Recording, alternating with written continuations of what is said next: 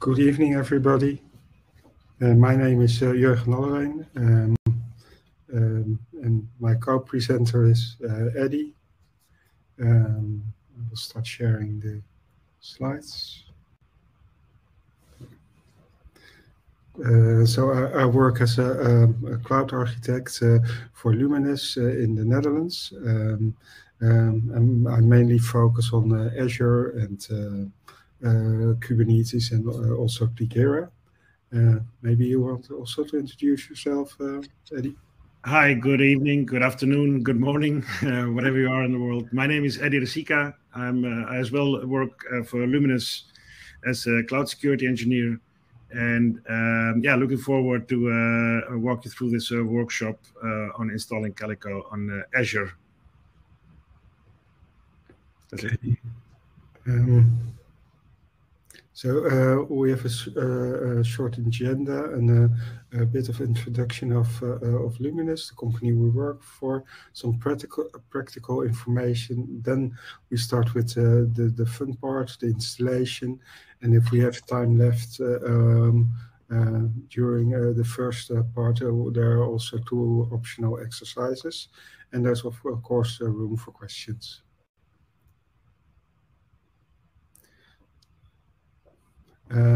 Luminis is a Dutch company. We try to help organizations in developing software and based on or mostly focused on data and search that are our strong points. We have also some guys who do ops. We are 2 of them, but there are some more. But we mostly have developers, and we have all kinds of areas. But we're moving to a more DevOps way of working company. Our values are be ambitious. Craftsmanship is one of our main values, and it's very important that we do the really stuff that we are proud of. And take ownership and commitment of the things that you do, of your work. And what we think is also very important is to collaborate with each other, and also share it with our customers.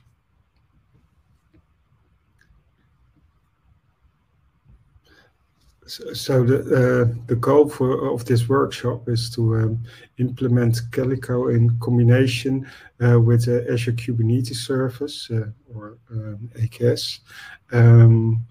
We will install it during the workshop as a CNI.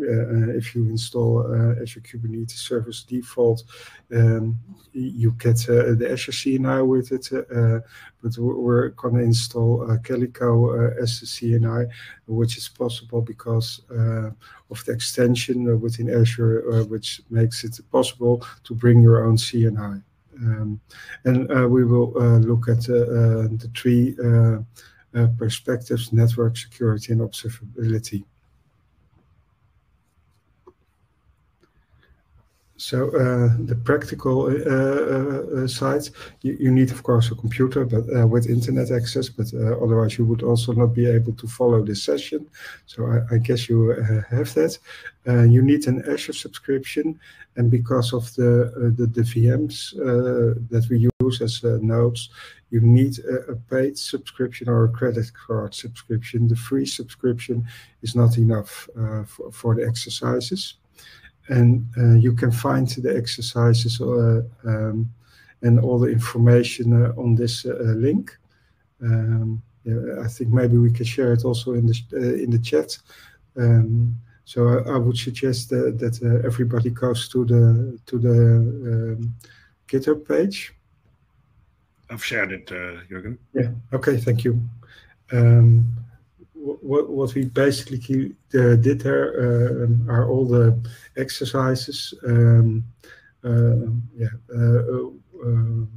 what we will be doing is run the complete workshop using the Azure Cloud Shell, so that we are independent of local settings on your laptop, and that we can just focus on the workshop, because Azure takes care of everything.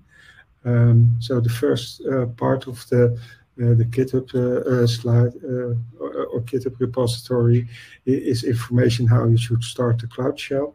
You should use bash, because we will be using bash commands, and it will also ask for cloud storage, and that's also needed to put the information that you will get from the repo and start the commands.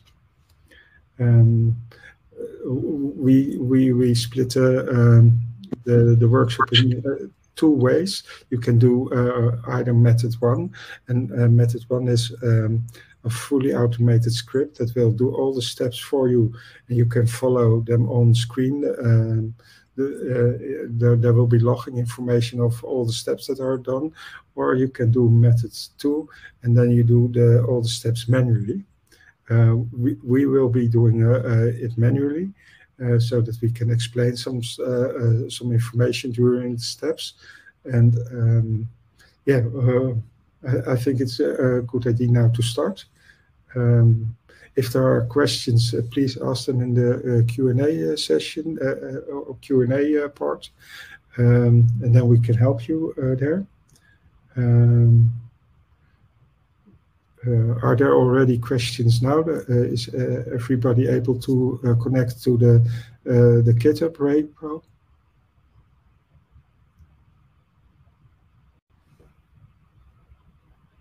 I don't see any questions, so I think they're all connected. Okay. Looking good. Yeah. Yeah. So we split up the workshop in 3 parts. The first part is installing Azure Kubernetes Service. Before you can install Azure Kubernetes Service, you need to create a resource group. Yeah, the commands are on the GitHub README file. Then we are creating an AKS cluster, and we with no Kubernetes CNI pre-installed. That allows us to install Calico as CNI later. The installation will take about 6 till 9 minutes, approximately. Depends a bit on which part of the world you are and how fast Azure is responding.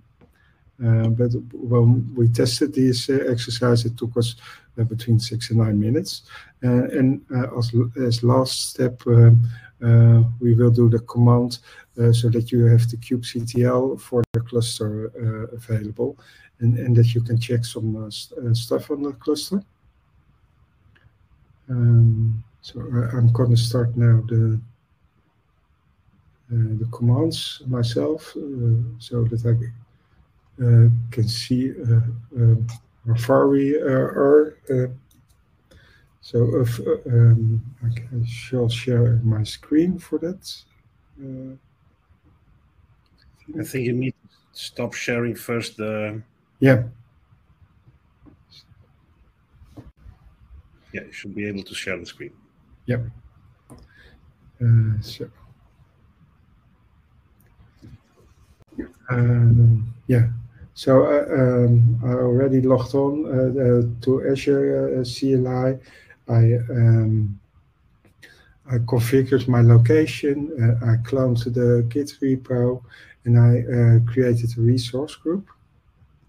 You can choose your own region, like it said in the exercises, so that you have the nearest Azure location and don't have any lag or something. So after that, the creation of the workshop or resource group, we move to the creating of the AKS cluster. And you see here network plugin none. And we already specified the pod size of the network range. and we ask for the generation of the SSH keys, which will be needed to use kubectl later on.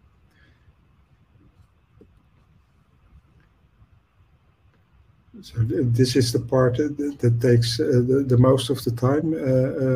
All the commands will go faster, but yeah, installing AKS takes some time. We're installing a cluster with 3 nodes. So you will, when it's finished, you have 3 nodes available. If you choose the automatic script, which does it all, it will display some logging information and pause after every step, so that you can see also when the step is finished. Then back to the presentation.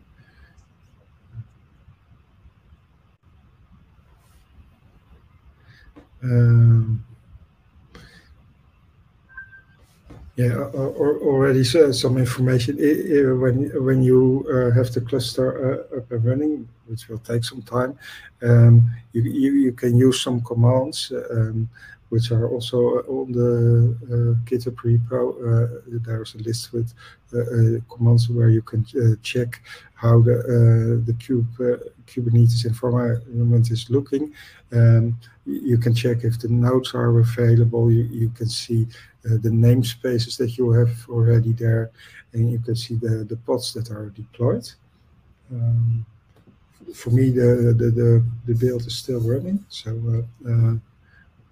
we can't show you anything at the moment.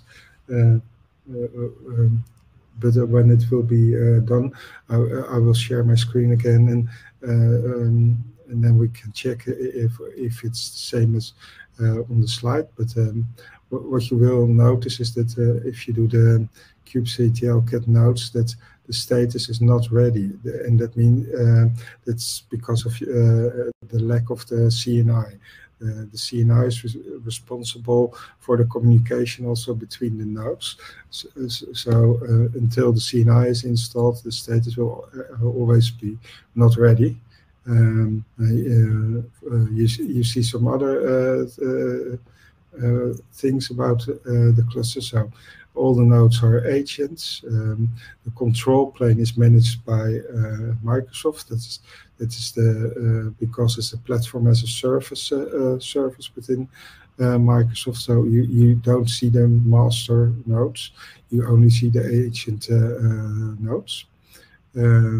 You see which version of OS is used. In our case, we chose Ubuntu 18.04. You can also use Windows nodes, but in this case, we chose the Linux nodes. You see the kernel version and also the containerd version. Any questions? Are people already experiencing problems, or is everything going or looking okay? With me is still running, and I don't see any questions yet. No.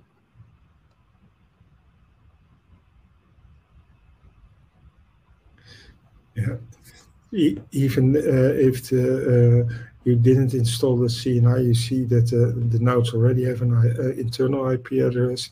You see also the namespaces that will be created by default, and also some pods that will be created during the installation of Kubernetes. So these are all default. And in a later step, we will also be adding the CNI in the application. So you will get some more namespaces and pods there also.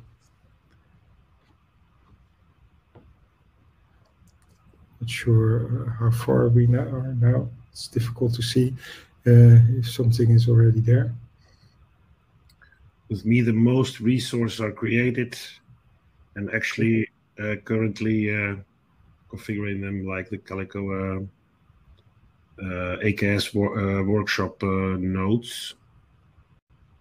Yeah, they're still creating.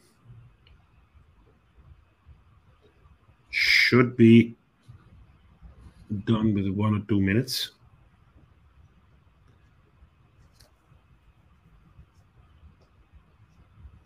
Let me see if there are any questions. No.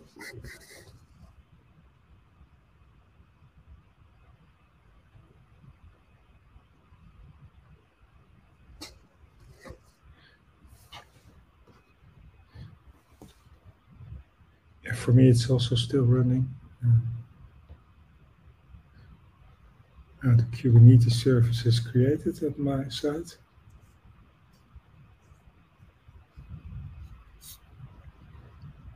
It's still configuring it. You also see the version of Kubernetes. It's 1.23.12. That's the current version, which is supported within AKS.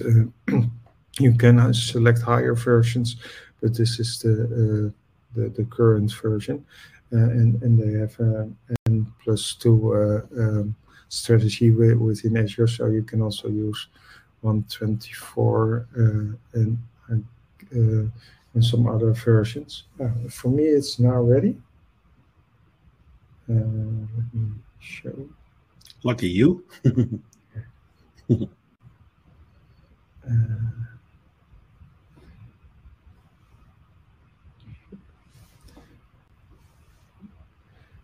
So you see all kinds of information that he has created during the installation. And so if I do now a kubectl get nodes, I specify that I want it wide so that I get more info. Then I get error.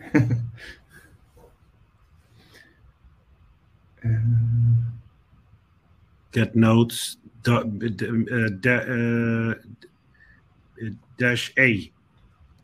No, it's not necessary.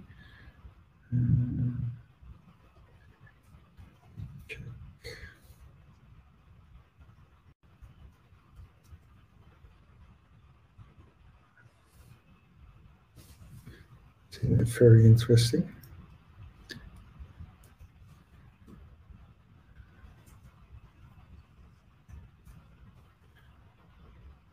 You need to I already no, I forgot the step, of course. Yeah, the last step. After the cluster is created, you have to get the credentials. That's why it's not working.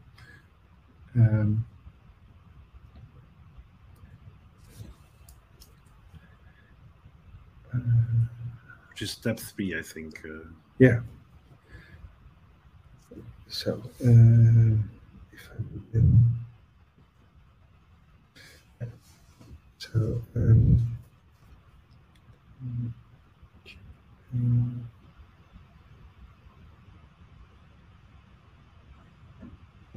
so you see that I have 3 nodes running, just like in the screen of in the slide. All 3 nodes are not ready. They have their own IP, but they have no external IP currently. They are all Ubuntu, and the kernel and the container version is there. So if I do cluster,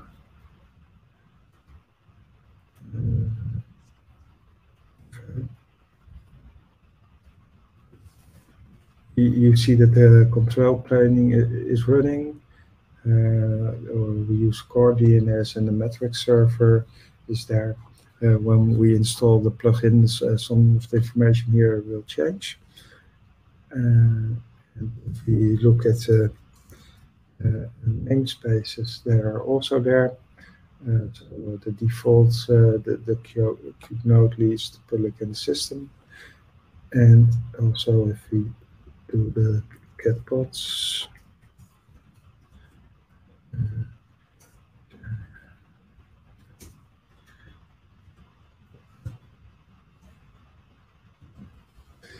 You see all the pods are there. Some are still pending, so the autoscaler is not working. It's also related to the network, the CNI not being available. Everything which is pending is because they are daemon sets and they are not able to be installed because the CNI is not there yet. All the other stuff is running, so the cluster looks okay from my side.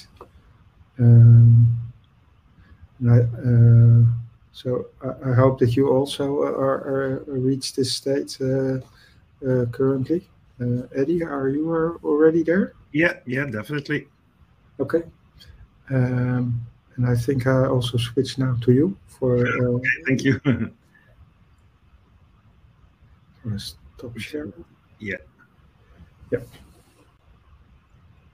Yeah, as we seen, then what Jurgen did is install the first, I think, 4 steps. Yeah, so first 3 steps, of course, for the resource on Azure, and I will take from now on and basically do the following steps, which are installing the operator and is configuring the operator. For those who don't know, the Tigera operators manages the life cycle of Calico and Calico Enterprise, of course, and its goal is to make installation, upgrades, ongoing life cycles, management, and those kind of things simple and reliable. So if I just stop sharing this and share my screen, I will show you how easy it is. You should all see my screen now. So currently, as I said, I also have the same as what you said before with Jurgen's screen. And now we're gonna actually execute step 4 within the workshop repository, which is creating the Tigera operator. We haven't installed it yet, at least not installed did the installation of Calico. We just installed the operator, which, of course, after that will take care of the installation of the configuration itself for the Calico installation.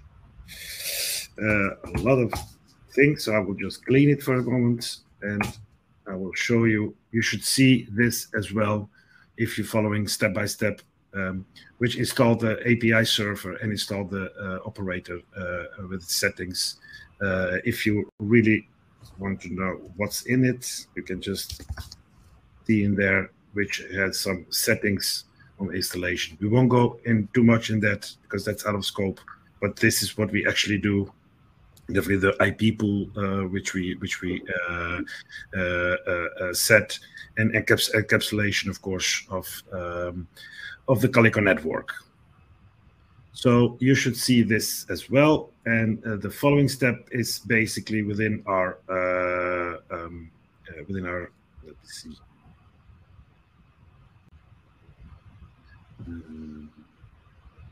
So what we did now is basically, let me see. What we did is we installed the operator, and now we're ready actually to run a application. On the following step, we will do a deploy an application, which is yet another online bank. For those who know or did something with Calico, this is a basic application that comes back every time. Basically, you do some kind of a course or whatever.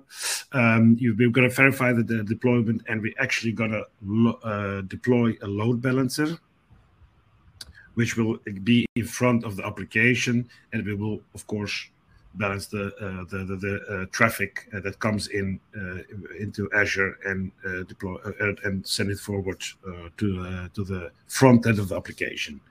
The application itself looks like follows. There is a setup of one pod with a front end.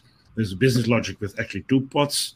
The API, you may call it, and the backend, of course, the data source is with one pod deployed. This all is done, if you're following along, with the step 6 to deploy. I will start sharing my screen again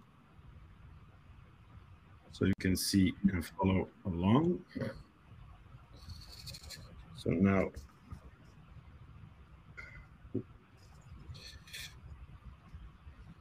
I'll apply the YoBank, creates the deployment, starts everything. And now we should basically verify our deployments by just grabbing. As you can see, there are 3 deployments done. They're not ready yet, they're starting. We can actually go and put on, for those who know, to follow them. Well, in the meantime, they're already started, so we don't need to follow this one. But if they haven't started, then you should see the change in status when they're started with this command -w. So currently we deployed our application, but we can't access it because we actually need at least as the current setup, we need a load balancer up front in front, so it will load balance and send the traffic to the correct port. In this case, we will do it like this. The service now created. This might take for you 30 to 40 seconds, depending on where you are and how you're deploying it. But when it's deployed, you should see an external IP. As long as you don't see the external IP, you won't be able to actually open it and see it how the application is deployed. Once you get this IP, you can basically just open a new window and just visit it. And now we're actually looking at our deployment. Application we just deployed. That's as easy as it is. We already did so. So we already deployed the application. We deployed the load balancer. The load balancer is getting requests from outside and sending it back basically to, in this case, just let me open, into the customer's front end, which of course does a request to the backend and responds it, and it goes back to the, in this case, the viewer. We did this with Calico, bring your own CNI instead of the Azure CNI, just with a couple of commands. And those commands are again shown in this exercise, in the first exercise, where we just show them. Let me stop sharing. Are there any questions? Meanwhile, no. Yeah, there was one question, but that's already answered. If there was a Helm template, and yeah, there's a Helm template for installing Calico. Yes. Helm chart, of course. Sorry. That was the basically the first part of the main part of the workshop of installing Calico with Bring Your Own CNI within Azure. If it looked easy, you're right, because it is. Are there any questions at the moment, or do we have 1 minute for just an exercise that we can do? I think we have only 1 minute left. But if you want to do the exercises later on your own speed, the repo will be stay available publicly in the coming days, at least. Yes, definitely. Please, if you have any questions or you come up with any problems, please feel free to just contact us and or walk through the exercise that we defined, which are quite easy, but shows you a bit more in depth about security compliance. If you do the second part of the exercise, which is called the global network policies, and you can then actually see Calico security and compliance real time at work. Thank you, everybody, for attending. Yeah, thank you.